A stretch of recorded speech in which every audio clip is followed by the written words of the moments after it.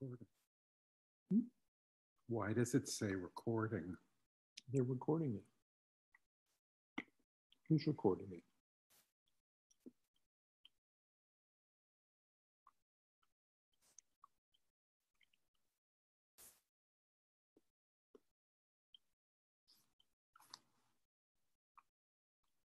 Something's not right. I'm not in it. It says one participant. It's not right. Oh.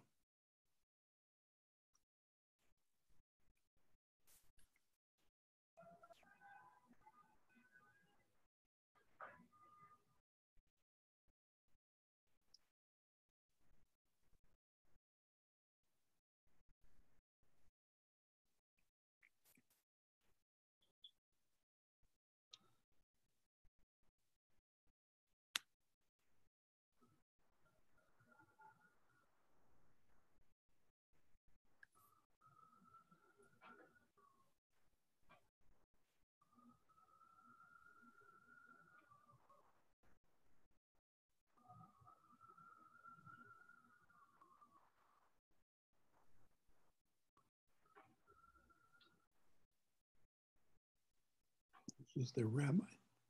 Well, he was the summer rabbi, according to the email. Looks like he's falling asleep.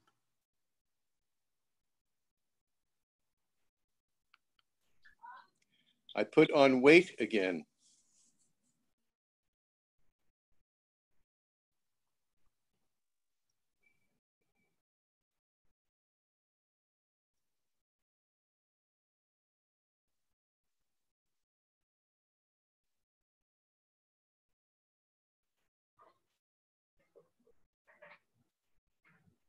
Rabbi Joe Wolfson, summer rabbi, working remotely for the Stanton Street Shul. He's the current summer rabbi. Mm-hmm.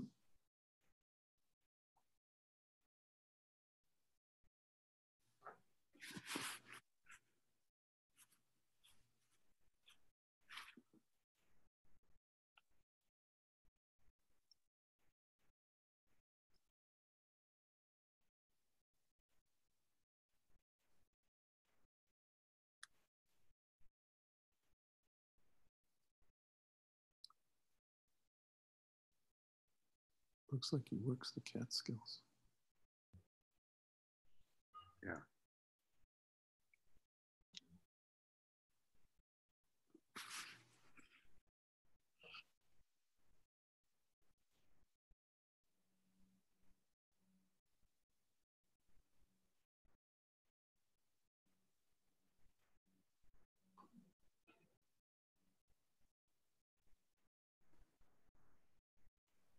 Hello, everyone.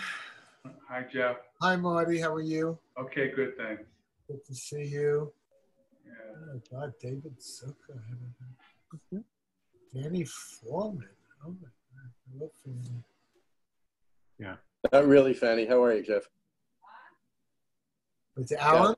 Yeah. Hi, Alan. How are you? Good. Oh, I haven't seen you with a beard like that. I also have a beard that's like, this is my I like yours. my quarantine beard. You look like Stanley Sherman. I don't know if that's an insult or not. I hope it's not. I hope you didn't take it that way. No, I haven't seen you in a long time. It's your quarantine beard. Oh, that's amazing. Quarantine beard, quarantine haircut. That's 6 months worth. I see. Well, I got it trimmed once, but. Oh, that's good. Terrific. Have you been? Good. I've been okay. Terrific. More or less considering, right? Ah, there's the rabbi. Good. Greetings, everybody. Greetings. Hey, Rabbi Wolfson. Hello. Firstly, Alexander, I need to apologize. I'm sorry I haven't gotten back to your question. No, that's okay. There's no hurry. Well, when I get asked interesting questions, I don't like to give brief answers. I like to give them their due. And it's a very interesting question. So if you tell me you need a brief, quick answer, I'll give that. But I'd be interested in the elaborate discussion of it. So. Okay, good. How is everybody? Yeah, we're Here. here, but I guess we're okay. Well, Mazal Tov to the Stanton Street community upon the appointment of a new rabbi. Yes, we're very excited. That's Very fantastic. excited. Rabbi Liad Stala. He will be with us this Shabbat. Liad and I go back a long way. I understand. Where, to Yeshiva Tetzion? Exactly. Oh, that's wonderful. That's wonderful. Exactly. He's a Gush Etzion person. He is. That's Like the rest of us. Like the rest. Thank you. I like hearing that. That's encouraging. It is. That's great. He's so aggressive on the prober. I couldn't listen to him. He's not mellow like you, Joe. It was like he was like, yeah. I was like, I couldn't even hear him. If you want me to pass on that feedback to say that he should be a bit more mellow and that works, I'll happily do it. Oh my goodness, please do. I mean, it was like unbelievable. He was like, just Okay, Judy. Okay, Judy. Thank you. I thought I was in the middle of a fight. It was like, Can we? it was a little much. What are we doing tonight? So I've apologized to Alexander that I haven't replied to his complex halachic question that he asked me. And I'll also, and this is time of year for apologies, right? I'll also apologize to Richard, who emailed me this morning saying, you know what I want you to talk about. So in the spirit of, dangling things in front of people to get them to come back, I'm going to try to, in one of the following weeks, be able to put it together necessarily. It's a complicated, and I would have to say, I think, deeply disturbing piece of Chassidut, which we spoke about, we touched upon last week, which Richard asked me to share at greater length, and I want to do it justice. So I hope that's all right. Fair enough, of course. Come on, that's great. That's wonderful. Something to look forward to, to say the least. We need this. Great. Okay, so Mr. President, are we ready to begin? I think we are. It's 5:34. Fantastic. Let us go. Thank you so much for being our Maggid Shir. Oh, it's a pleasure. It's truly a pleasure. Actually, let me just close a door where there's some loud noise.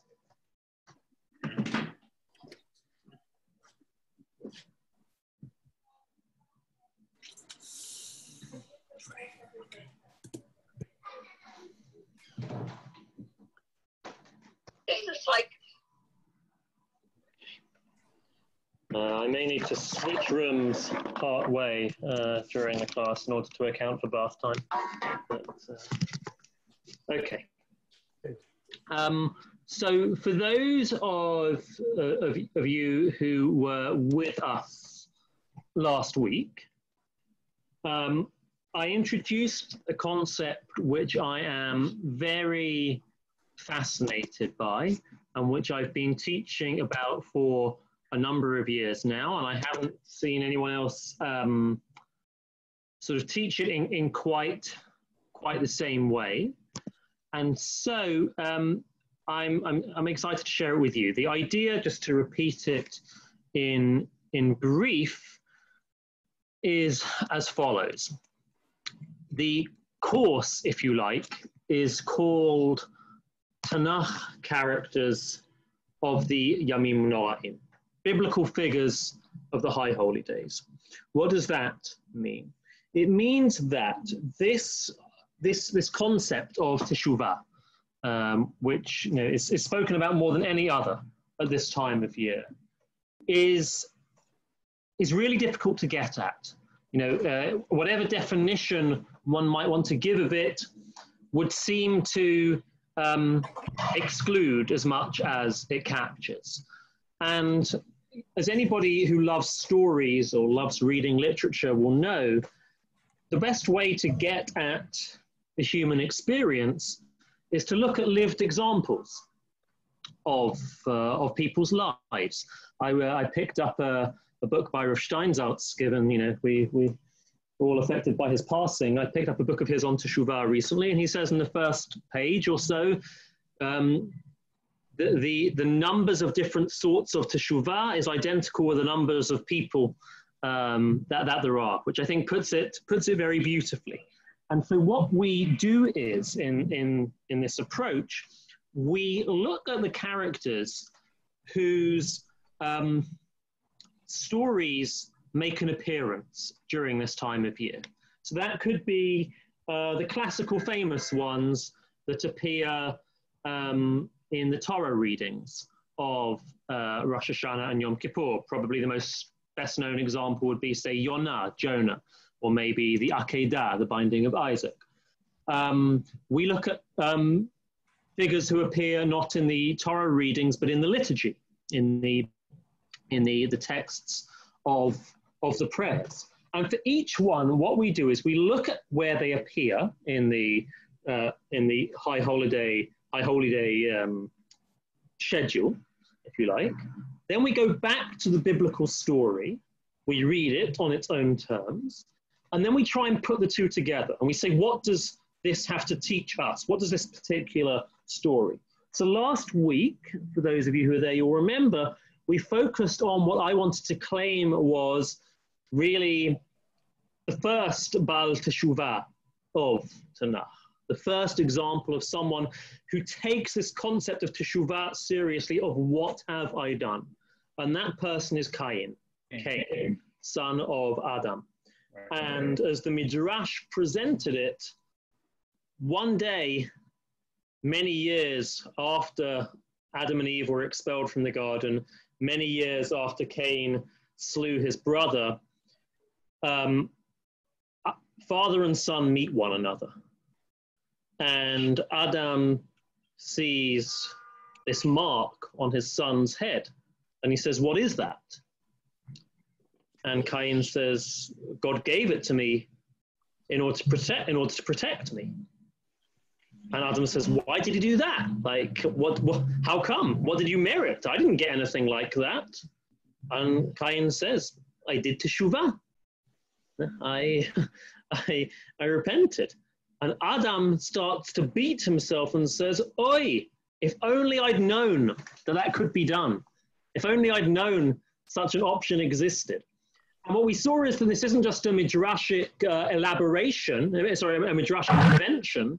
Rather, it really does stem from the text, that where Adam and Chava pass the buck each time that God tries to engage with them. Where are you? Ayeka, likanesimo bedvarim, says Rashi. Hashem wants to talk to them. And says, oh, it wasn't me, it wasn't me. It was the woman, it was the snake. Cain, by contrast, when God also asks him a question that he knows the answer to, where is your brother Hevel? Again, as Rashi says, to begin speaking to him. Cain at first tries to evade, Hashomer achi anochi, am I my brother's keeper? But then cries out and says, Gadol avoni minso, my sin is too great to bear. And that groan, I think is the best way to think about it, is so powerful precisely because it's so imperfect. This is not the model of the full Baal Teshuvah. This is not cognizance, regret, Kabbalah la'atid, decision for the future, as the Rambam puts it. Rather, it is just a groan, my pain. I feel what I have done, my sin lives with me. And as soon as that happens, Hashem enters into the picture and says, I'm going to give you this mark, right? And we concluded, I'm quite proud of this connection. I think it's very explicit, but I haven't seen anybody mention it. Cain says, Gadol avoni minso, my sin is too great to bear. And that phrase repeats itself uniquely when God reveals to Moshe many years later his 13 attributes of mercy, where God describes himself as Noseh Avon. God shares the burden of the sin. Cain is the first person to call out saying, I cannot bear it. God says, I'm going to help shoulder it. Okay. That was what we spoke about last time. Today we're going to move forward in the Tanakh, and we're not going to move forward very far, in fact. Who is the central figure of Rosh Hashanah, would you say? Not of the Torah reading, but rather of the Siddur. Who would it be? Any suggestions? Shem. Sorry, again, Judy? Avinu Malkeinu is what comes to mind. Oh, Hashem, certainly. But from Tanakh? People are often surprised when they hear this, but I think it's pretty clear. Abraham? Abraham would definitely be the answer for the Torah reading, but not necessarily for the prayers. I'm going to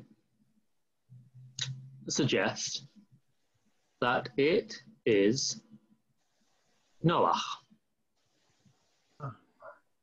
How is it Noah?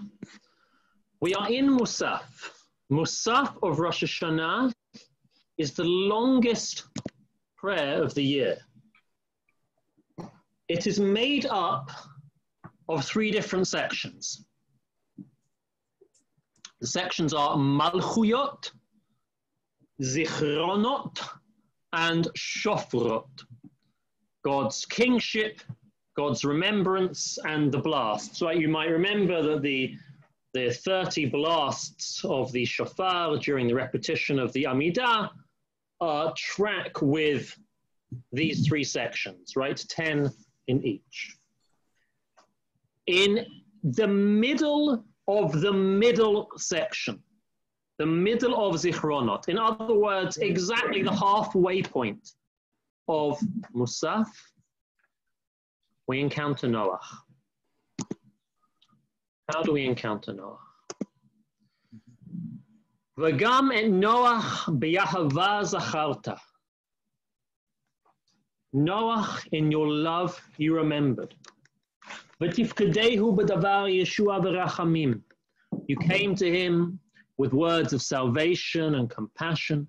V'havyacha et mei hamabul l'shachet kol basar.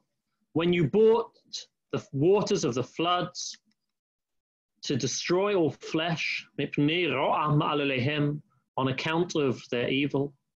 Al kain zichrono ba lefanecha Hashem Elokeinu. Therefore does his memory come in front of you. Laharbot zarok ofrot tevel, that you multiply his children like the dust of the earth. V'tzitza'av kachol hayam, and his children, his offspring, like the sand of the sea. B'torah katuv le'mor, as is written in your Torah. V'yizkor Elohim et Noach ve'et kol ha'chaya ve'et kol ha'behema asher ito b'teva. God remembered Noah and all of the animals that were with him on the ark. V'yavor Elohim ruach al ha'aretz v'yashku hamayim.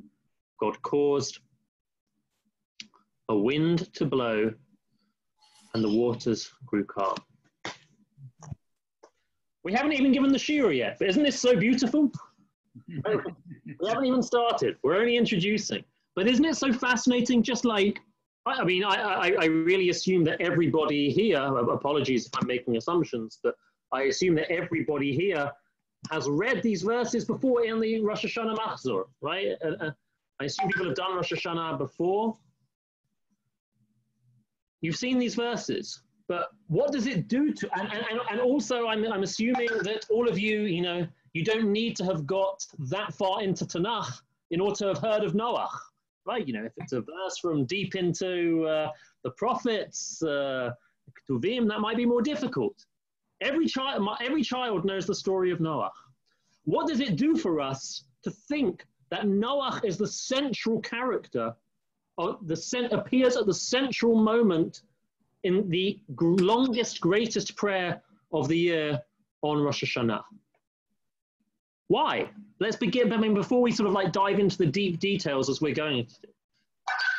What are your thoughts? Because let's point out the question. It's not obvious, right? I mean, Judy, you suggested Abraham. That would be a much more obvious one, right? Yeah. Alternatively, Adam would be quite a good one. Adam Harishon, right? But that's also. So let's not give like deep sort of like whole theories, but let's just throw out a few basic ideas. Margie, is that a hand? I see it. I was just thinking that maybe because on Rosh Hashanah, it's the time when you're kind of recreating the world again. And that's pretty much what Noach had to do. The world was gone, destroyed, and he had to start all over again. And that's kind of what we do. Excellent, definitely. But by the way, I'm really sure there's not one correct answer to this. I think there's lots of different things which combine. I love that. Great. Jeff? I would, since this is in the Zichronot section, this is the first time in Tanakh that I could remember that Hashem Zocher remembers someone. I mean, there's Pokad Sarah, there's later on, and there's remembrance of other, we know, but we have other figures in Tanakh that are remembered. But this is the first. Yeah. And so I think, therefore, it's significant. Yeah. Definitely, I mean, you're quite right for picking up on the Zecher element here, right? That's, of course, the key word by Yizkor. That's why it appears at this moment. That's definitely the case. Richard? But if indeed the theme that we're looking for is tshuva, then this is actually rather frightening, because if indeed Noach is doing tshuva, he's doing tshuva for his generation. And you know what? We kind of feel that. Meaning, at a certain point in your life, you feel that you have a link with the history that's happened around you. And sometimes you might ask yourself, why didn't I go to that demonstration? Why didn't I stand up? Why didn't I do something that would have been part of my generation? Or maybe I did.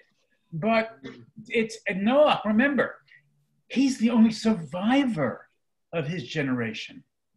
And for better or for worse, and you know what, Hazal, they have mixed feelings about him, right? I mean, he is obviously deserving of being saved, but maybe not. It's like it's a peculiar thing. And so in a way, I think in terms of tshuva, he must feel a sense of him being the only one saved of his generation, and he's got to make it right.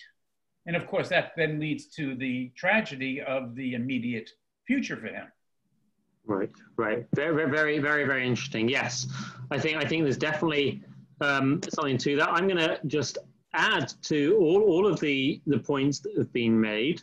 I think it's interesting and significant. Noach is not Jewish. Yeah, there are no Jews. He becomes the prototype, the model of I wouldn't say the non-Jewish world, but of the whole world, right? We have, you may have heard, Sheva Mitzvot B'nai Noach, right? The Jewish people are defined as B'nai Avraham, the children of Abraham. The nations of the world are not called B'nai Adam, right? That world sort of ends. This, I think, was Margie's point, right? Noach is sort of like a second Adam. He is the first man again. The world is called B'nai Noah. And I think there's something interesting there, because in some ways, this might sound strange if you haven't heard the idea before, Rosh Hashanah is the non-Jewish Jewish festival. It's not a festival about the Jewish people. Yep. It's not Purim, it's not Pesach, it's not Hanukkah, it's not Sukkot. Rather, the festival of the world. It's the birthday of the world. Right, precisely. And what you're saying here now, Noach the everyman, I think that, you know, we talk about Noach being like a giant in his day, but if he were living in other times, he wouldn't be so revered. That he's sort of he sort of represents the general public. That's exactly what I want to come on to. Okay, so let's now move to the next part, which is actually let's go to the verses. Okay. Here we are. Okay. So we are in Bereshit, chapter 6. Can you make it a little bigger, please? Far away? If not, no problem. Cannot see. Better? That's great. Great. Yeah. Thanks. Okay. Ela toldot Noach. So I guess, you know, as we sort of, Judy's already sort of partly, you know, given the end of the story, if you like. But let's read this as with fresh eyes and ask ourselves how Noach is presented. Ela toldot Noach, ish tzaddik, a righteous man. Tamim haya b'dorotav. Could be tamim, could be, you know, sort of pure or, you know, blameless, it's called here, in his generation. Et ha'elohim hitalech Noach. Noach walked with God. So I think this sounds pretty great, right? Just on the surface. Ish tzaddik, righteous man. This is why he's chosen. Rashi, at this point, introduces a famous dispute among the rabbis as to how to evaluate. This is what he says. Are we able to see this? Yeah? Bedorotav. Funny that, right? In his generation, right? Chazal, the sages, they were always able to find a pressure point in a verse where they could insert themselves. So here, the pressure point in the verse is Bedorotav, in his generation. So he says, Yesh miraboteinu shedorshim oto leshevach. There are those who, amongst our sages, who expounded this as praise, this phrase in his generation. Kol shekain, even more so, ilu haya b'dor tzadikim haya tzadik yoter. If he was in a more righteous generation, then he'd be even more righteous, right? Meaning, you know, sort of arguing, you know, thinking, considering the background that this person grew up in, amazing what he achieved, right? Had he been in a more hospitable environment for morality, for piety, it would have been even better. But there are those who read this verse, this word in his generation, actually as being a negative, not speaking praise of Noach. Compared to the rest of his generation, people of violence, people who merited to have the whole world destroyed, he was righteous. Had he been in the generation of Abraham when there were true righteous people, he would have been a nothing. He'd have been a nobody. You wouldn't have noticed him at all. Amazing, amazing Rashi. Right? I mean, what are we thinking? I think this is the rabbinic pushback against Goyim. I think this is so eminently unfair, and what can I say? I mean, it seems to be terribly uncalled for. The poor guy. I mean, come on. He's been told practically. Interesting enough. Correct me if I'm wrong. Right? He's been told, "Oh, we're going to destroy the world. You better get all the animals in your family into this boat. He's not told the end of the narrative. He doesn't even know they'll definitely be saved and doesn't know how long. He's told, just do it. Everyone else around him is laughing at him and saying, you're just some crazy old man. We're having a good time out here. I mean, the rest of the world, right? Yeah. And Hazal has if you'll pardon the expression, Hazal has the nerve to say, he wasn't really that great. Excuse me. Richard, aren't you just speaking about one of the opinions? There's the other opinion which says he's fantastic. Good. I now hold by that. Yes. Good. Well, you say this is Chazal doing their classic thing of beating up on the Gentiles. I say you're doing the classic Jewish thing of complaining about one of the things. Fair enough. Fair enough. Okay. Right. Rashi may have been looking at the end of his life and sort of summing him up by his misdeeds or at the end of his life and saying, you know what, all in all, he's of no importance. Yeah. Now, but both of these are very interesting. I'll just point out a reading that Judy Klitzner, she's a great educator in Jerusalem, makes in her book. She, I guess, Richard would appreciate the point. She says actually both of these are negative, right? It's not actually that one is positive, one is negative, because the negative one is obviously negative, but even the positive one has a sense of unfulfilled potential. Meaning, halavai, he'd been in a greater generation, he would have been even more fantastic. But the truth is he wasn't. Right. He was in his fallen generation. So in fact, according to either option, you're left with a sense of disappointment. So perhaps that's where I'm coming from, because after all, his generation deserved to be destroyed.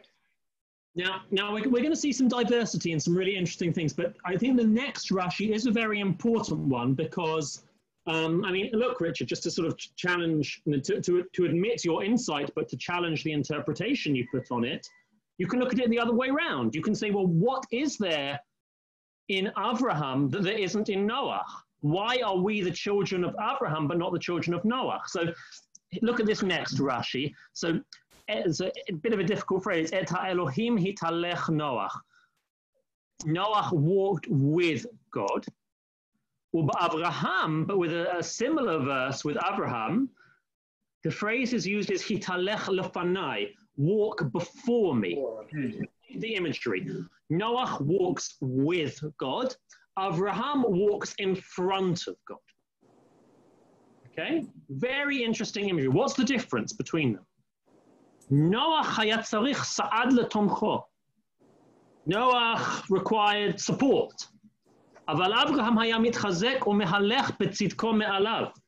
Abraham, got quite the translation here, drew his moral strength from himself and walked in his righteousness by his own effort. Okay, I know that's quite a mouthful. Abraham initiates, right? Abraham drives forward. Abraham has a sense that there is this thing called justice which God needs to abide by, and he says to God at Sodom, Ashofet kol haaretz lo ya'aseh mishpat, can the judge of all the earth not do justice, right? He drives that forward himself. Noah is living his own life. God says to him, I'm going to destroy the world. I need you to do this. Okay, I'm going to do it. Right? He does it. He doesn't initiate in that way. Or he doesn't push back. Abraham pushes back. Abraham even pushes back against, in his world, the equivalent Sodom. He pushes back, right? And Noah says, all right, we'll destroy the world. I guess I got to build a boat. Well, Richard, he doesn't even say that because, I wanted to go through this sort of like verse by verse, but, I'll give the summary. If you look through this, right, I'll sort of like just go down slowly. God sees the earth is corrupt. He says to him, the end of all flesh has come before me. The world is full of violence. Verse 14, make for yourself an ark. right? And this is how you're going to do it, 300 amot this, and it's going to have a tzohar, a window this, and I'm going to bring the waters of the flood for 40 days, and I'm going to make my covenant with you, and you're going to take all of the animals and the birds. What's Noach's response? Nothing. Nothing. There's not a word. Verse 22. No problem. Noach. He doesn't even say, I agree with you. Okay, but he just, but the text tells us that he does it. That so he obeys. Oh, yeah, yes, no, I'm saying I'm agreeing with you, Richard. I'm saying he doesn't even say I agree with you. Right. He just does it. Right. Right? As in, and Richard is completely right to parallel this to Abraham at Sodom. Abraham at Sodom is the ultimate dialogue with God. Back and forth, 50, 40, 30, etc. Right? Here, this isn't even a dialogue at all. Right? You know, I always used to think of it like this. This might sound like a funny metaphor, but I grew up watching a lot of football, what you'd call soccer. And the technology allows for match statistics. And one of the important statistics is possession, right? Which team has had the ball for most of the 90 minutes? So an equal game is 50-50, right? You know, even something like, even if one side is winning dramatically, it could be 52-48, 53-47. Something which is 60-40 is total domination, okay? It's a very interesting thing to apply to Tanakh, conversations in Tanakh. What, quote unquote, is the possession between the characters? Who owns the conversation more? So there are many examples of this. Abraham and God at Sodom is a great example of 50-50, back and forth. Give you a different one. Yosef and Eshet Potiphar, right? She says, how much does she say to him? A lot. No. No? She says 2 words. Shichva imi. Right. Lie with me. Right. That's all she says. And he responds with this, how on earth could I do this? I would sin to your husband, my master, I would sin to, and it's this outpouring of, now, the fact that he has most of the words doesn't mean that he's in control of the conversation. It just shows you that something interesting is happening, right? Another fantastic example is this one. This one is 100-0, right? Noach is not in the conversation. I want to show you some more sources. We do have the Naaseh v'Nishma. You know, we will do, and we will, you know, we do, and he did. He was commanded, and he did. You know, Jeff, just because you bring that up, I'm going to respond in a bit of an unfair way. Of course, you are right that the general reading of Naaseh v'Nishma, when Am Yisrael say, we will do and we will listen, this is the perfect phrase which sums up, Jewish commitment first and foremost. I came across just this year, the commentary of the Dor Revi'i, great Hungarian rabbi in the early 20th century, Rav Glasner, who was a very significant influence on my own Rosh Yeshiva, Rav Yehuda Amital. He says that when Am Yisrael said, Naaseh v'Nishma, we will do and we will listen in that order, that led directly to the golden calf. If you have a religion which does not process and intellectually ask and say, why are we doing what we are doing, you will end up with idolatry. Isn't that great? Isn't that fantastic? Wow. Wow. True. It's a little scary, but okay. I got you. Yeah. Wow. And of course it runs counter, but I love it because it was so fresh. Right. Wow. Anyway. Right. And you know, it kind of depends upon how you're coming at this thing called Yiddishkeit, Judaism, the body of knowledge. It's interesting because I hate to bring this up again, but if you've been born into it, then in a great way, really what you just said and just quoted is the way.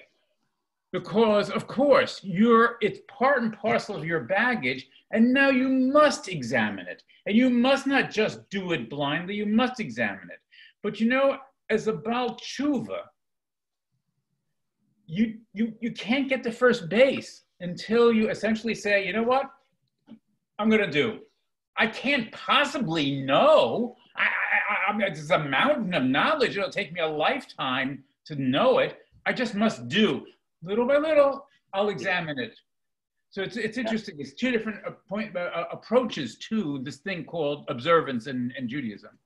Yeah, absolutely. Okay, what I want to do now is I want to jump into rabbinic midrashic commentaries on this and show you some things that they do. Okay, I'm going to show you some things which are extremely unnuanced in their presentation of Noah, and that's where it's going to be fascinating. Okay, so let's go with this one. Okay, the top one. So Midrash Tanchuma. People see it? Yeah. Wow. Yeah. Lo met Noah ad shirah ha'olam b'yeshuvo. Noah didn't die until he saw the world rebuilt, society resettled. Ad shirah shivim umot, until he saw 70 nations come from him.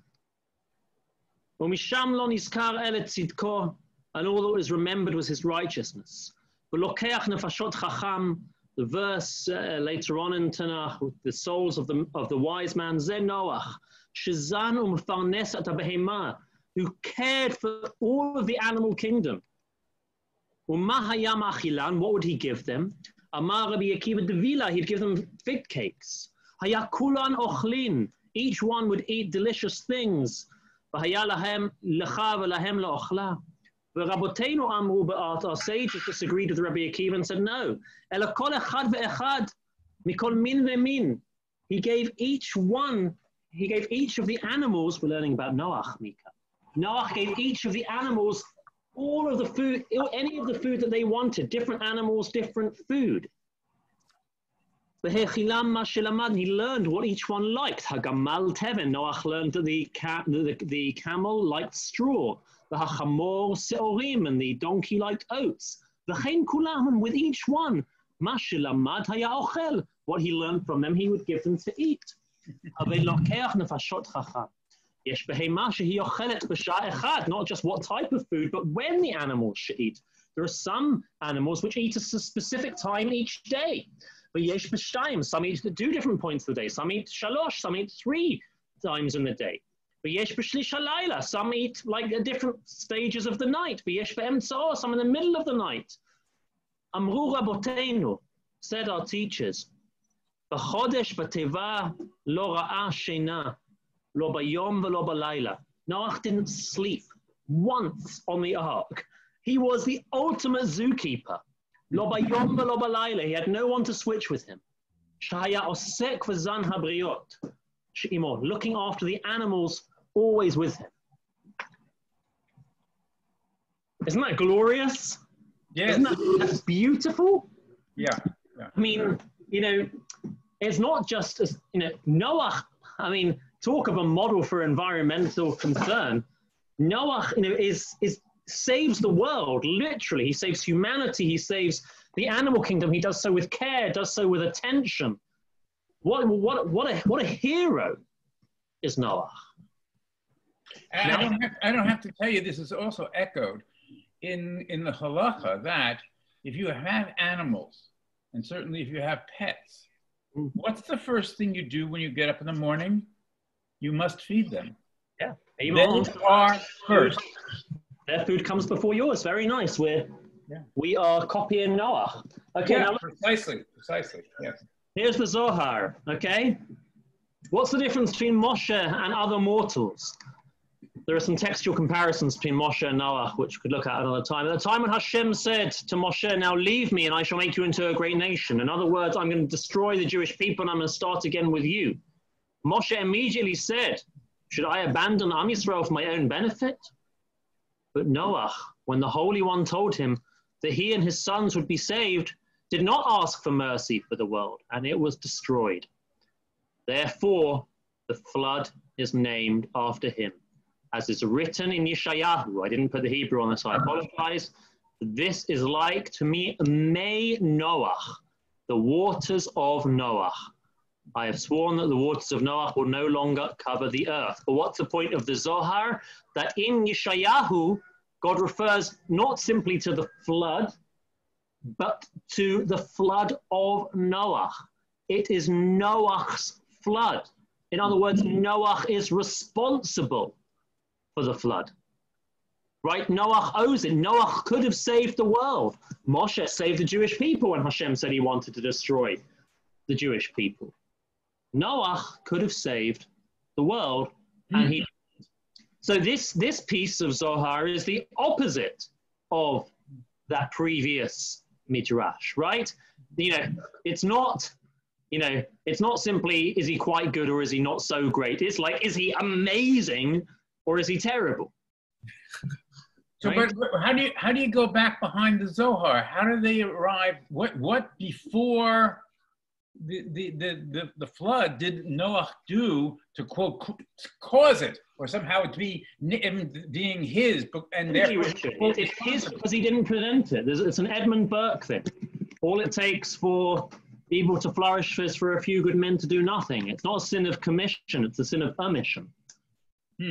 Right? What the Zohar is saying is, think of Abraham, think of Moshe, people who say to God, "You should not do this." Right? It's precisely in the silent obedience which he's being criticized for. I see. Okay. Give me. I'm going to try and carry on, Karine. Okay. All right. Okay. Here's what I want to suggest. All right for now. Here's what I want to suggest. Midrash, the way in which Midrash works, is fascinating and it's beautiful. And part of why Mika came by then, like if she wasn't intent on building a fort with all of our cushions, she could have stayed and enjoyed that midrash, right? It speaks to children. Noah is feeding all of the animals. Like, that's a lovely image. Part of the genius of midrash is it makes so explicit, so exaggerated what it finds there in the text. So the text is interesting and it's ambiguous, and the midrash takes one element with it and it runs with it and makes it very, very extreme. And the bear too. What is actually happening here? Here's what I want to say, and this is an important methodological suggestion. That when you have two extreme midrashim which are very different from one another, such as these two pieces, actually the truth is not at either of the extremes, the truth is in the middle. What the midrash is showing, and Judy, I think it was Judy or maybe Margie, already pointed out the title that I put on the source sheet, Noach is everyone. Noach is every man. The midrash says he's the best. The Zohar says he's the worst. Put the two together, he is humanity. He exhibits the human traits. He is not perfect. He is not damned. He is the exact person. He is the everyman. Here's an interesting midrash. Vishar ach Noach. Only Noach was left. Gunach ach is a lashon, a phrase of sort of pain. So was he? Is it that he was exhausted from looking after all the animals? That's one reading. The Varacher, another one. Pam achat icher ma'achal ha'aryeh. He was late to give the lion its food. Right? Mika would also love this midrash. V'hikisho al raglav, and the lion mauled him. Na'aseh chiger. He was made lame. V'al zeh ne'emar v'yishar ach Noach. The way in which my teacher of Moshe Lichtenstein read this midrash, Noach limps over the finish line. Right? He is not the shining knight who God says, you I'm going to save. He only just makes it. Rav Moshe carried on and said, it's not Noah who needs to be saved, it's the human genome that needs to be saved. Now, why is this so powerful?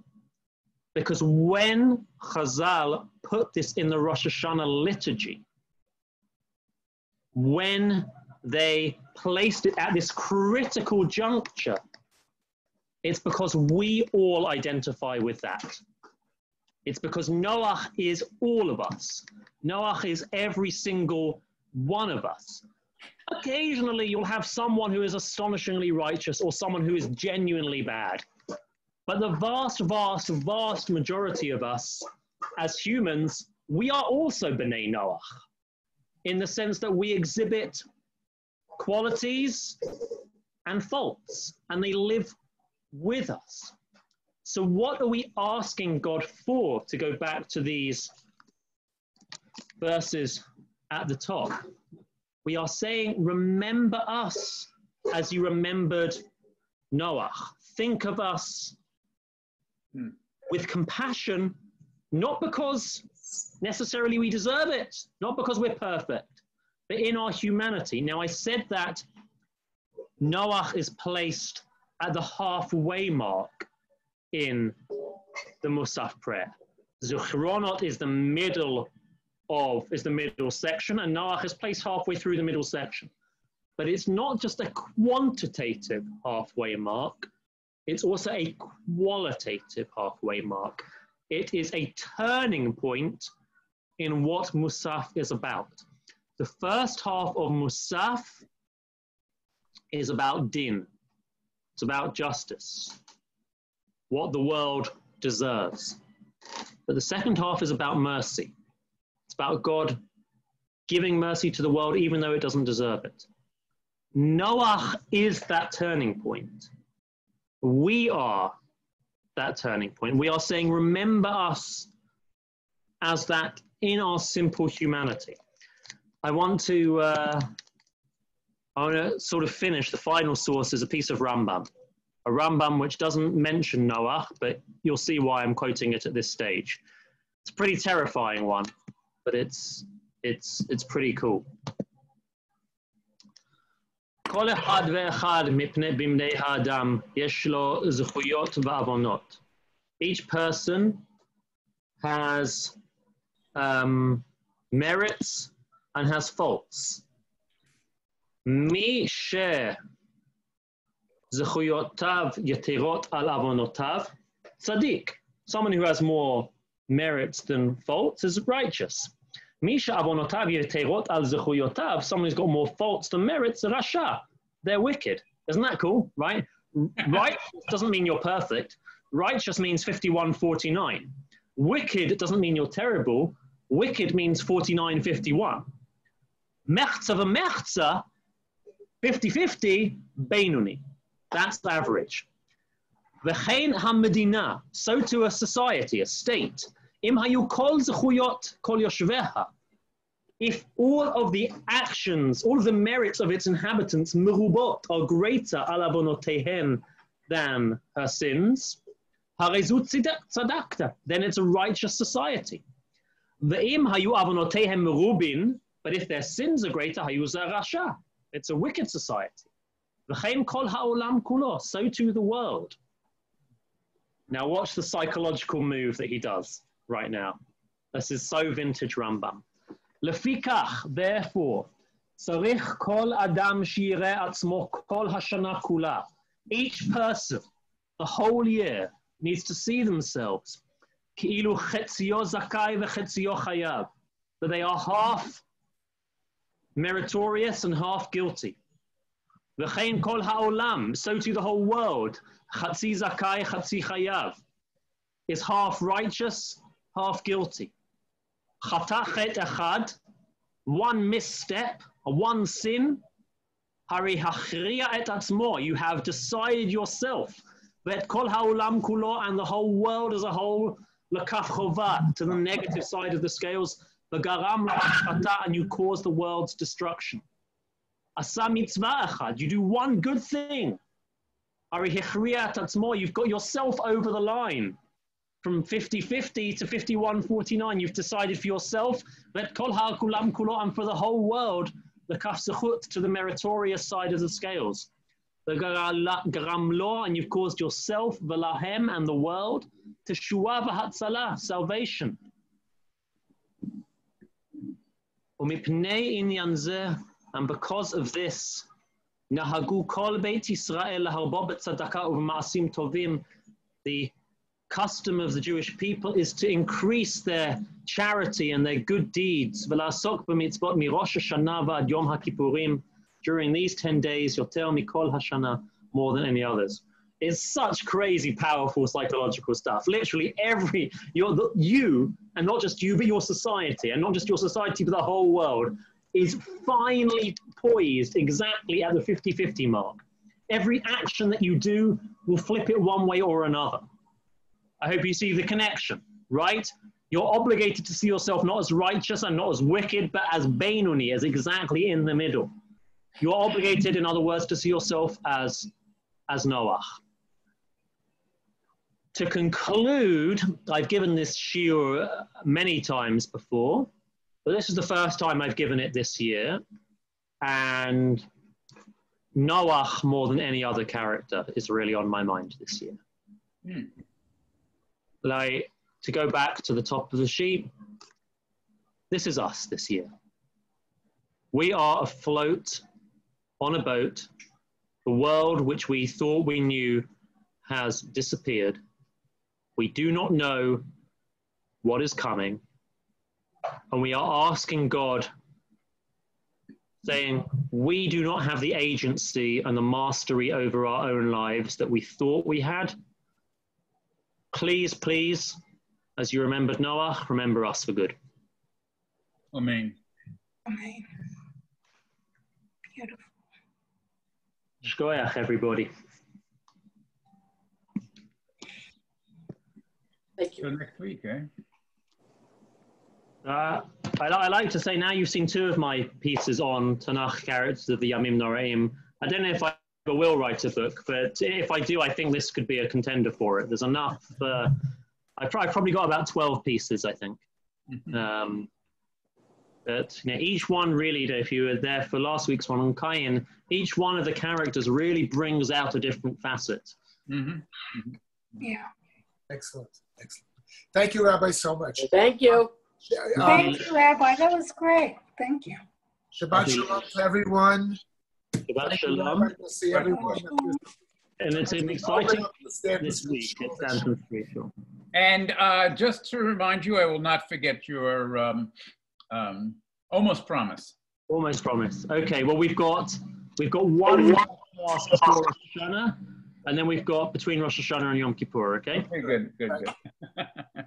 Thank you. Thank you so much. Thank you. Thanks a lot. Shabbat shalom. Shabbat shalom.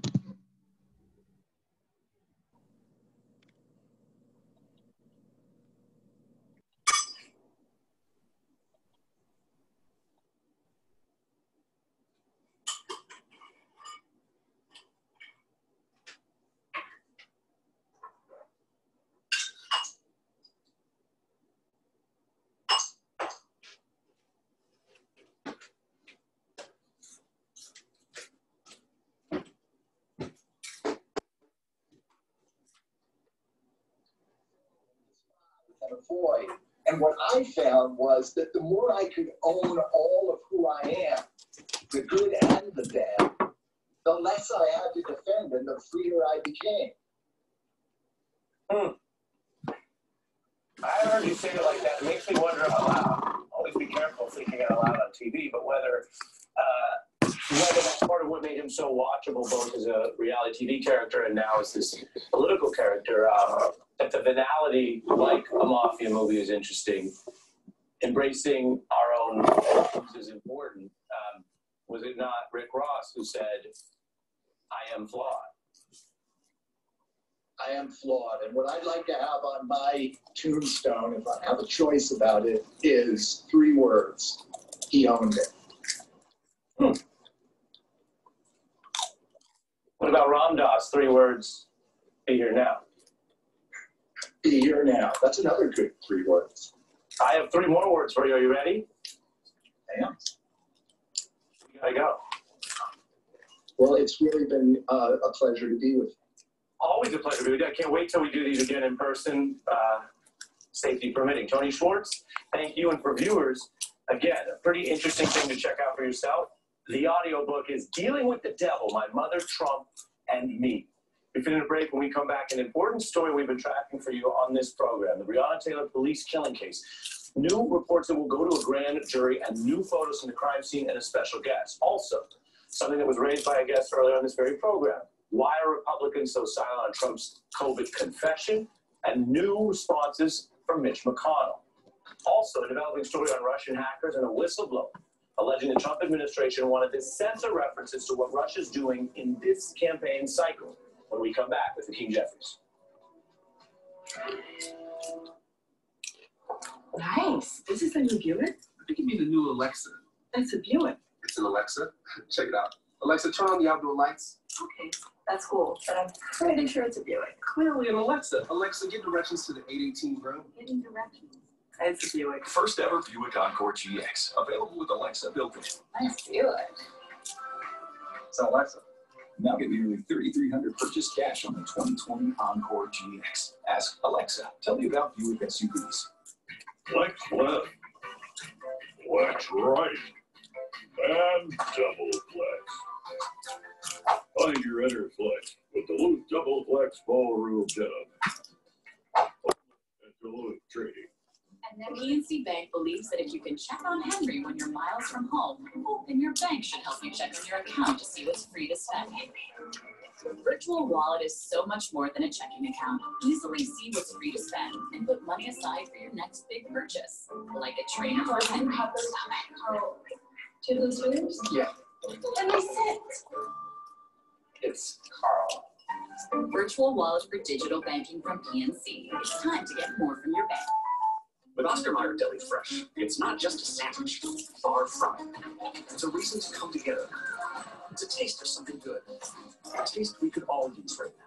So let's make the most of it and make every sandwich count. Oscar Mayer Deli Fresh. Every time you touch a surface, bacteria is left behind. Now consider how many times your family touches the surfaces in your home in 24 hours. Try Microban 24. Spray on hard surfaces to kill 99.9% of viruses and bacteria initially. Once dry, it forms a bacteria shield that keeps killing bacteria for 24 hours, even after multiple touches. Try Microban 24. Available in multi-purpose sanitizing and bathroom sprays. This has been Medifax for Microban 24. Fact. Emily hasn't bought groceries in weeks. So how is she creating this masterpiece? Her freezer is stocked with Daily Harvest. That's how. Chef-crafted food, organic ingredients, delivered to your door, ready in minutes. See for yourself at dailyharvest.com. Go to dailyharvest.com and get started today. Hey, buddy. Oh, okay, so that.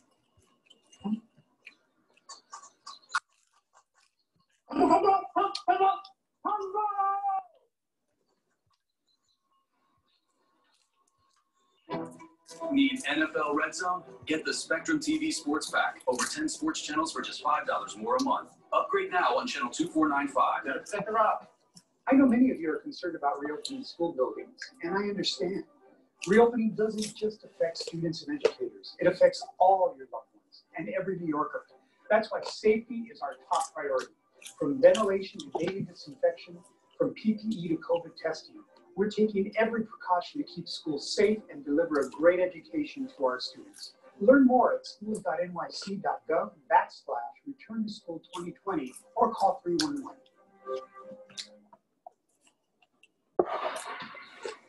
New reports Russian forces are criminally hacking U.S. political targets in this 2020 campaign. Now, this is happening right now. Microsoft out with a warning about hacks against people tied to both the Biden and Trump campaigns. They point to the same Russian military unit that attacked in 2016, plus efforts to hack Microsoft's email accounts by China and Iran. One target is a Democratic firm linked directly to the Biden campaign, run by some of his top advisors, according to Reuters. Now, this is not a drill. Microsoft does know that the hacks failed so far. The tech giant also backing up Bob Mueller, echoing his past warnings for this very 2020 race we're now in.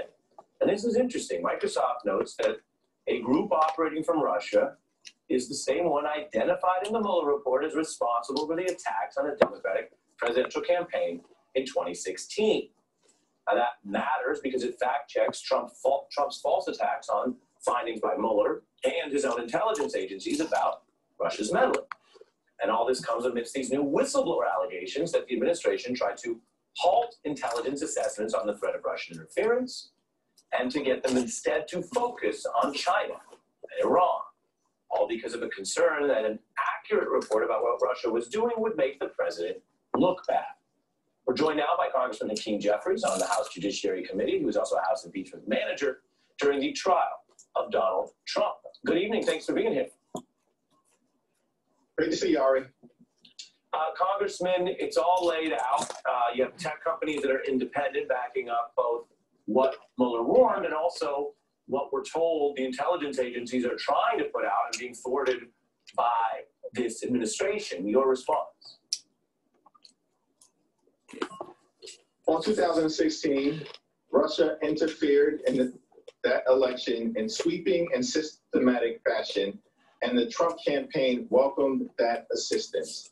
And as Bob Mueller warned, as the Senate Intelligence Committee found, as others within the national security apparatus have confirmed, Russia is at it again. And unfortunately, it appears that Donald Trump, the Trump campaign, and his allies within the administration are trying to run away from that reality and or systematically cover it up. And this goes beyond just what the whistleblower is saying. Some of it playing out in public. Attorney General Barr, who was given unusually broad intelligence authorities by Donald Trump after sort of proving himself in all of the Mueller battles, which we covered and you lived through, and viewers have heard you speak to that. Here he was on this issue. Take a look.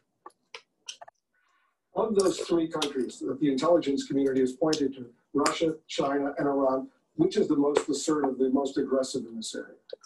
I believe it's China. China more than Russia right now? Yes. Why do you say that? Because I've seen the intelligence. That's what I've concluded. While China and Iran are a part of this, as I mentioned, that does seem off from other reporting. Your response to that, and do you see this as a role for Congress to play to do anything about all this until November, or this is just sort of what it's like, protect your email, go vote, and take it from there?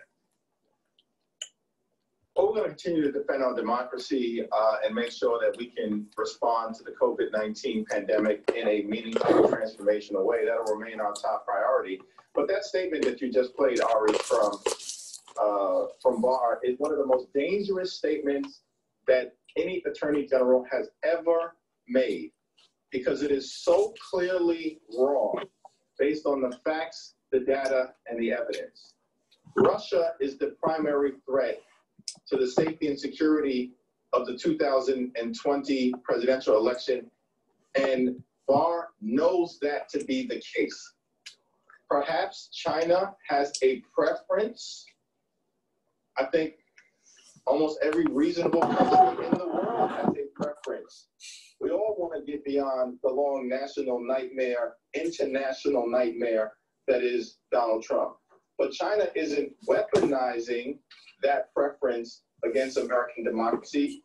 But the Attorney General knows that that is exactly what Russia is doing at this very moment.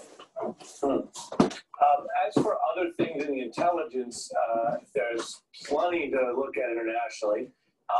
But we've also been living through this tough time domestically, issues you've led on with regard to civil rights, police reform, addressing white supremacy as well as white supremacy terrorism. They're still adjudicating the tragic shooting of those protesters. The feds may or may not deem different things a hate crime. But I wanted to get your reaction to this other part of the same whistleblower report domestically, which says there was inappropriate or political pressure to, quote, modify the section on white supremacy That is here. Severe. Your response. Well, Donald Trump has weaponized the intelligence community, and he's also weaponized the Department of Homeland Security, all connected to him being a master of deception and misinformation. And in this particular instance, designed to suppress the clear and present danger that white supremacists present to the safety and security and stability of the American people and our democracy. And it's consistent with the fact that Donald Trump, for whatever reason, has continued to play footsie with racists and haters and neo-Nazis and others. He did it during his previous campaign with David Duke. He did it in the aftermath of the tragedy in Charlottesville, and he's doing it right now through his Department of Homeland Security. I don't believe the American people will buy it, and he will be held accountable on November 3rd. Congressman King Jeffries, member of Democratic leadership, always good to have you, sir. Up ahead, we have a wild response from some Trump allies to that COVID confession, and this big legal news in the story we've been telling you about Breonna Taylor's police shooting. 6 months, no charges. An update when we come back. We've got no free pass. Everything we have, we've earned. The unmistakable Lexus IS. Get 0% financing on the 2020 IS 300. Experience amazing at your Lexus dealer. Doug. You know, Limu, after all these years, it's the ones that got away that haunt you the most. Because you're not like everybody else. That's why Liberty Mutual customizes your car insurance. So you only pay for what you need. What? Oh, I said. Oh, this is my floor. No! Only pay for what you need. Liberty, Liberty, Liberty, Liberty. When you think of a bank, you think of people in a place. But when you have the Chase mobile app, your bank can be virtually any place. So when you get a check, you can deposit it from here. And you can see your transactions and check your balance from here. You can detect suspicious activity on your account from here. And you can pay your claims back from here. So when they ask you, where's your bank? You can tell them, here's my bank. Or, here's my bank. Or, here's my bank. Because if you download and use the Chase mobile app, your bank is virtually any place. So visit chase.com/mobile. When we started Carvana, they told us that selling cars 100% online wouldn't work. But we went to work, building an experience that lets you shop over 17,000 cars from home, creating a coast-to-coast network to deliver your car as soon as tomorrow, recruiting an army of customer advocates to make your experience incredible, and putting you in control of the whole thing with powerful technology. That's why we've become the nation's fastest growing retailer, because our customers love it. See yourself at Carvana.com. The United States Postal Service is here to deliver your packages and the peace of mind of knowing that important things like your prescriptions and ballots are on their way every day, all across America. We'll keep delivering for you.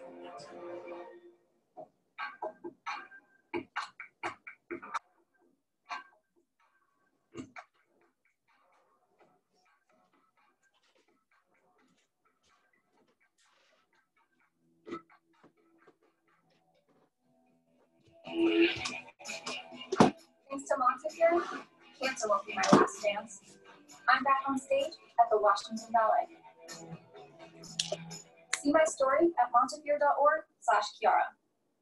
Attention 9/11 cancer victims, all downtown workers, residents, and students who spent any time in Lower Manhattan between 9/11 and May 30th, 2002, you were exposed to cancer-causing dust and fumes. If you or a loved one had cancer any time in the past 19 years, you may be entitled to money from the 9/11 Victim Compensation Fund.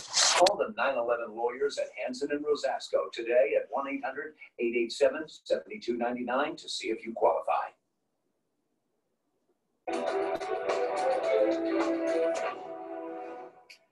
Turning to new action in the open case regarding the controversial police shooting of Breonna Taylor. As we've emphasized in our reporting, authorities have now gone 6 months with no charges whatsoever, amidst growing calls from legal experts, activists, and others for answers, including tennis player Naomi Osaka, who was just touting the case you see there on her mask during the U.S. Open. The delays come after disturbing accounts suggesting a potential cover-up and bid to frame Taylor, the alleged victim, as some sort of member of a drug conspiracy that would justify the killing. But now a potential shift. Reports that prosecutors may actually present evidence against police to a grand jury. It could start as soon as next week. And there is much evidence to choose from.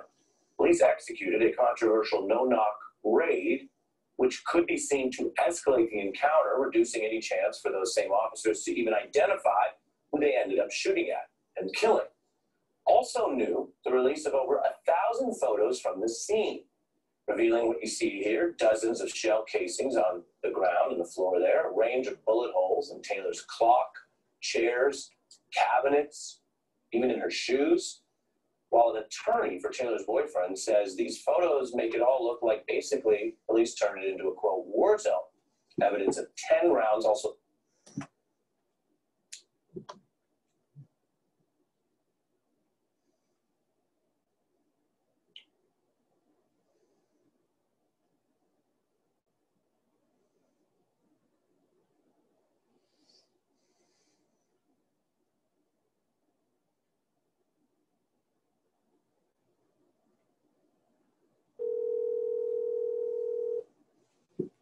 Hello. Hey, Leash, how are you? Good, how are you, Mom? Pretty good.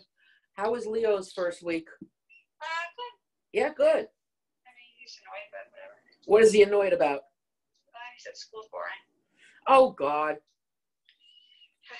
Does that mean it's too hard, or does he just bored because he's... I think he's not a school kid. I know, that's what I mean. Is it just that, or is he really starting to feel, you know, like it's getting over his head?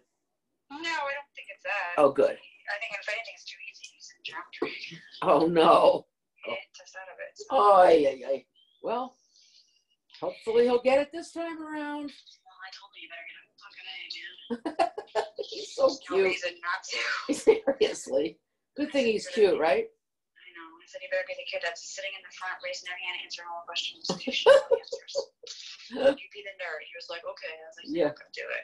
Tell him to be like Noah, you know, the guy that is exactly Tzaddik in his generation. Exactly. Anyway. All right, I want to check on the Rosh Hashanah plans. Gabi and Molly have nobody. So if you don't mind giving me up for a day, I'll go there one day. Okay, whatever makes you comfortable. I mean, I'm comfortable. I'm comfortable with both. I won't stay overnight with them. I would just go there and have a meal. That's fine. So do you have company one day? So I do. I don't know what day yet because I was waiting for the weather, honestly. Right. Okay. No problem. But I can try and it looks like actually both days look good right now. Yeah, do it. Away. Don't do it around me. Do whatever you want. I figure maybe I'll come there Friday and I'll go to them for Sunday. Okay, that's fine. That's fine. Does that work? I mean, we're gonna eat outside. You're okay if I have my family over outside? Right? Oh yeah, absolutely. Okay. Yeah, I was just in Allentown. Oh my God. Oh, they were not. Well, they were outside, but I mean, wow, it's like cluelessness. Them or Allentown? Probably a little bit of both, but all their friends are very like Katie came over and Maria, I like Maria a lot. You know, and they were saying like, yeah, you gotta wear the mask, you gotta stay distance. I mean, they were like all down with it, but I guess they're all together a lot. So right. I mean, listen, Jen had her bar mitzvah on Monday. Right. And everybody showed up in a mask. But then you're at a bar mitzvah, you're outside. Right. You know, so you're outside already, and then you're trying to eat and drink, and you're trying to talk, and it's hard to talk. Right. You end up taking it off. Yeah, we didn't keep our masks on when we were outside. Right. So, like, you know, we were supposed to at these events, and, like, you know, especially people from the school were there. And yes. They've been sending out all these email stuff. These are the masks at the event, and you want to, but you aren't, you know, there were, listen, in the back of the tent by the bar, it got very crowded at one point with, like, pretty much her close friends. Right. And they were all on top of each other, Oy. like really close to each other. Oh, not wearing God. masks. That made me uncomfortable. I just went outside the tent. Exactly. Like, I'm just going to go outside the tent right now. I just can't be around this. That's what I do. But it is hard. It's like, you know. Yeah, well, now. All the time you're trying to be social. I get that. And that, you know, what my friend was saying was that, like, you know, these events are pretty much mostly Anglo people who were around all the time. Like, Right. we're in job right with them, or, you know, the kids aren't still together. So, like, not like there's people from other communities coming in and we're being exposed. Right. Right. So I gotta be careful. I mean, I don't trust Allah at all. I mean, Yaakov's pretty good, but you know, he's also got that cynical family trait where who cares? It's all crap, you know. Blah, blah, blah. But he will comply. He will put the mask. He doesn't give me a hard time at all. Allah, I think is, you know, like I said to her, you know. I don't think she understands anything outside herself. No, she doesn't. So she said, "Oh, you're staying over at Linda's." I said, "Yes, I am." I said, "Linda and I had a long talk, and I feel pretty comfortable with Linda, and you know, her levels of well, she had dinner at Gigi's house, and I said, okay, I'm not the COVID police. I don't care to be the COVID police. Linda and I had a discussion. Her level is like mine. Yeah, she probably did. She probably had maybe one other couple, and they ate outside." She said, "Well, I don't know about that." And I said, "That's what Linda told me, and I'm going to believe Linda." And of course, that's exactly what Linda did. She had an outdoor, you know. But they have like this nanny that isn't even their new nanny. The new nanny had to go somewhere, so they imported some other nanny from wherever. Yeah, she was telling me about that. Was when she said that. "Are you hiring a nanny? It's amazing." I'm like, "Okay, great." And she's like, "Except for there's 1 week in September, she already has a vacation, and I don't know what I'm gonna do. I have a week where no nanny." I was like, "Really?" And I was like, "Well, you know, I think Lil actually doesn't have school. Maybe she can help you out." She's like, "Yeah, but she's not gonna cook dinner or clean or do laundry." I was like, "No, she'll watch your children while you work because that's what you need. Yeah. You need your children watched while you work. You don't need dinner cooked or laundry done. You No. can survive for a week like that." But She and Yaakov are quite capable. well, apparently they're not. That's what I'll require. Oh, and he is, but she just doesn't. He is, but she won't have it, you know? Right. Well, it's just, I was like, not comfortable at all with this woman running around. Where the hell did she come from? And then Yaakov's like, "Oh, here's your room." He take me on a tour. "Here's your room." And he's so funny. He wants so badly for me to come and stay there. Yeah. And he's like, you know, he texts me, sends me pictures. "This is your room. I made it all up with your bed." And he's like, "Well, right now Irina's in there." I'm like, "Yeah." And who knows where she's been? And you don't even know her. No, I said to him, "I'm sorry, honey, but that is not my room. I'll sleep on the sofa or something. You know, if I ever come to sleep there," which is not looking very good at this point because they're just not. Not for a while, at least. No, they don't seem to be very. How's Henry like in school? He says he likes it. He didn't want to do his homework, but you know, when I asked him how school was, he goes, "Oh, it's good." I said, "Do you have friends?" He goes, "Of course I have friends." He's very friendly. What's that? He's friendly. He'll talk to anybody. Yeah, he's friendly, and he's a nice kid. He's so cute. Yeah. So, and Lillian came, and Sarah and Mark, and that was good. Nice. Very happy. I haven't seen them. I saw Benjamin today. Oh, you were down there? Yeah, I figure I'm like too stressed about, you know, she's got to be in. He started school this week, and Gabby's trying to work, and she's trying to work, and so I said, "I didn't have anything today, so I'll come down and I'll sit with him while he's on Zoom, and I'll take him out in the afternoon." So. Oh, good. That's what we did. He did really well on Zoom. I mean, the teacher seemed like she was doing a good job. I just, it's so sad to see. It's just it breaks your heart, you know? Yeah. Little 6-year-old on Zoom. I know. How should be. I know. Well, I told Molly I would, you know, I just try to get myself more, you know, I take baby steps. And as I get more and more comfortable, I can do more and more hands-on. You know, I said to her, as the school year gets going, if things, you know, stay under control around New Jersey, you know, I'd be willing to even have him come stay with me for a few days. Yeah, I mean, I think I would offer that too, because I honestly, he could do Zoom. It's 9:30 to 12:30, and then I can take him out in the afternoon. I think, you know, obviously they kind of want him home. It's a long time for him to be out of the house. But also, he's also, like, he can do the Zoom by himself, and he's supposed to do the Zoom by himself. Right. So, like, I mean, I was there, but I was not really, it's set up such that he can do it. So I have to say every once in a while, technical, something happens. Right.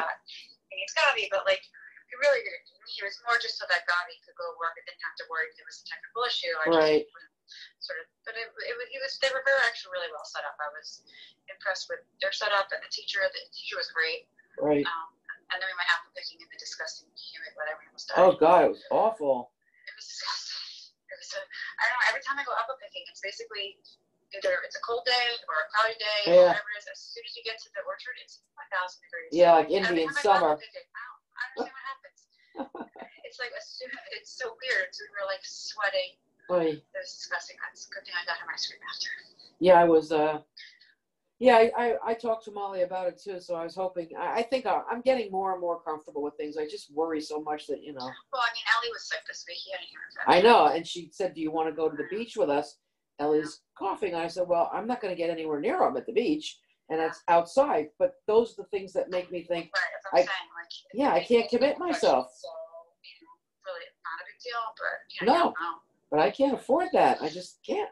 So, but I'd love to take Benny like overnight, come to the, when I'm in Bradley, and he can run around on the beach all afternoon and just give her a little break, if nothing else. Yeah, him too. I said to Gabby, I bet college kids around here who probably have nothing to do. You can probably hire one for like Yeah, that's true. You can ask for like an hour.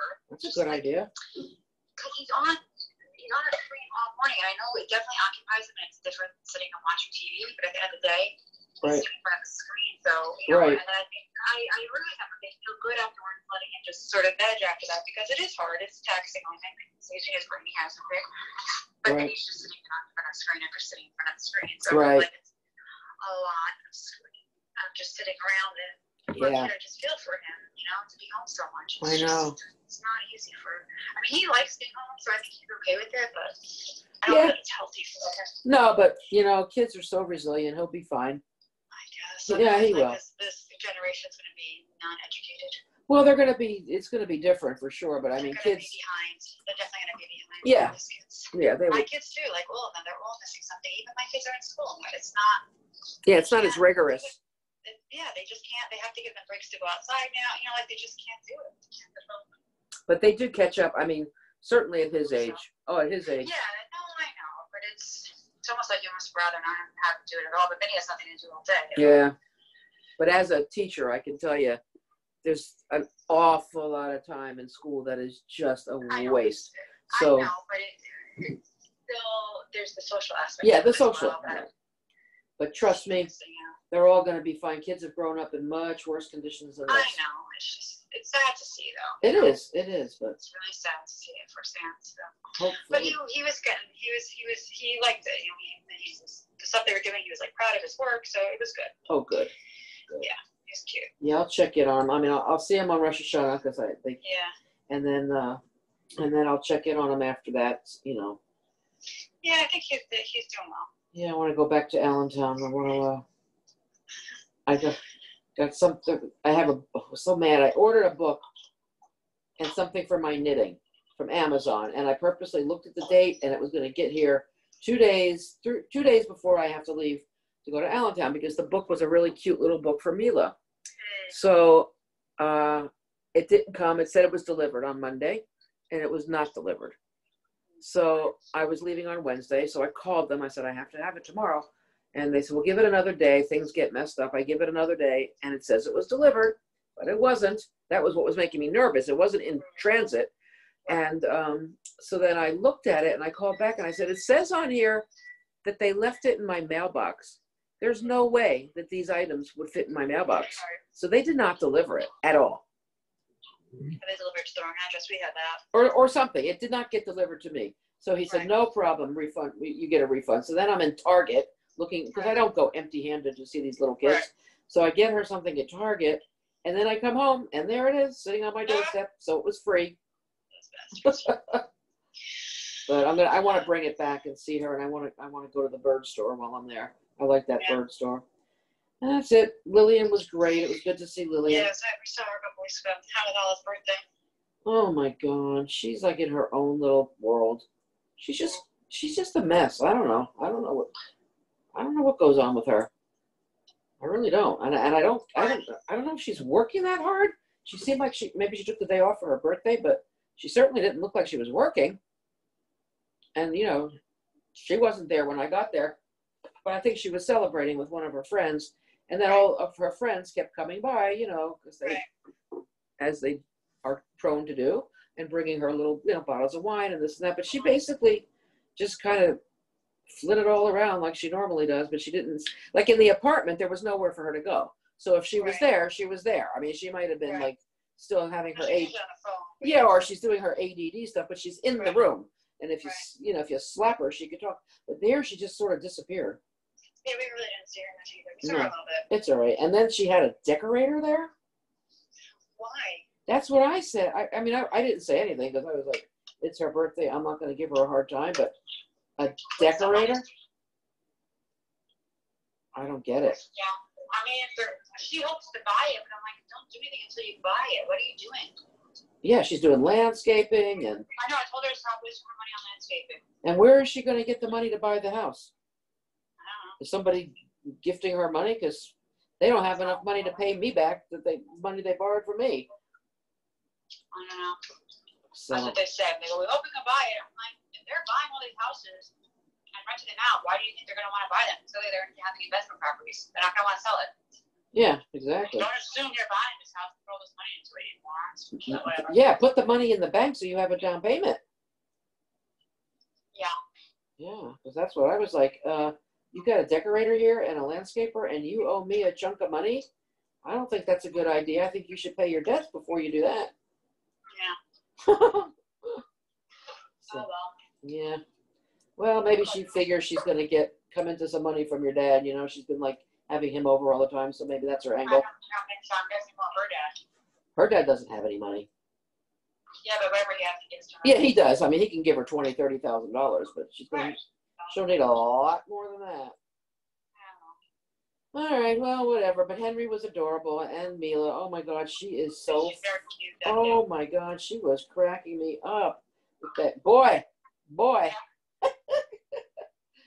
Come, she says to Yaakov, come, and he jumps up. You know, she's got him trained. All right, well, I'm gonna go make some dinner. I'm starving. All right, as soon as I hear, I'm gonna touch base with my friend, and I'll let you know. Yeah, don't even worry about it. I'll go either day, but if I have my preference, I'll go to Gavi on Sunday because I think they're having neighborhood shofar, and it'll just be easier to go, just go home from there. So, or I mean, I might go to Allentown actually directly from there, and so that would be easy. All right, we'll talk about it. Sounds good. All right, honey, have a good one. You too. Talk to you soon. Bye.